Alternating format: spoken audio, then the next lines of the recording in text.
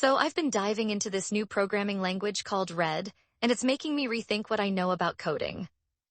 Really? Red? I didn't think much of it since it's inspired by Rebol. What's the big deal? Well, it's interesting because Red has both a native code compiler and supports high-level scripting. That opens up so many possibilities.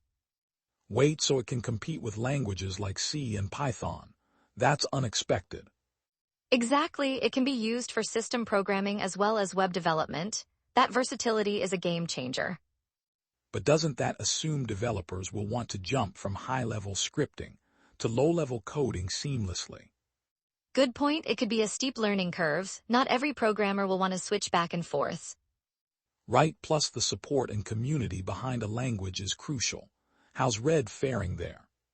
That's a mixed bag, honestly. It has a niche community, but it's not as widespread as Python or Java.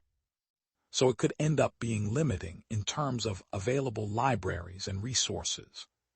Exactly, imagine relying on a small set of libraries when you're tackling big projects.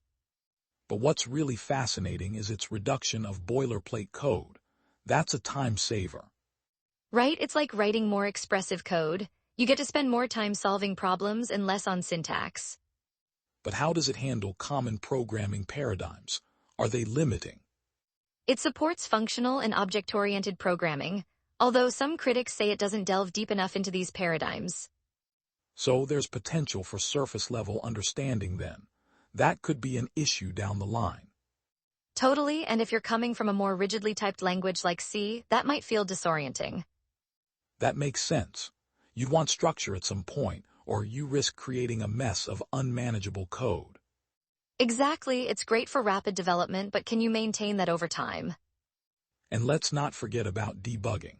Simpler code might still lead to complex bugs. Exactly, wait, have you seen how it utilizes a message-passing architecture?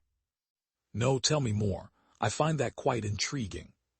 It allows for concurrent programming. Imagine tasks working simultaneously without locking. Oh wow, that's powerful. But isn't there a risk of race conditions with that approach? Definitely a concern, and debugging becomes a nightmare in those cases. Okay, so it's a double-edged sword. Great potential, but also great risk. Totally, plus there's still this allure of simplicity and elegance. It feels refreshing.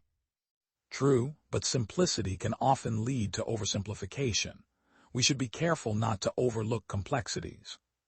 Exactly, I appreciate the elegance, but I want depth too. Balance is key. Absolutely. So, could Red be a viable alternative for specific projects, rather than a full replacement? That's a solid take. It could shine in rapid prototyping while still needing other languages for heavier lifting. Which brings us back to the importance of community. Would it hold up under real-world pressure?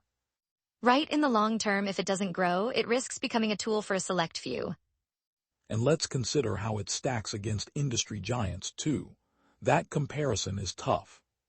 Exactly, at the end of the day, it's about meeting practical needs, right? So, are we saying it has potential, but needs to solidify its place?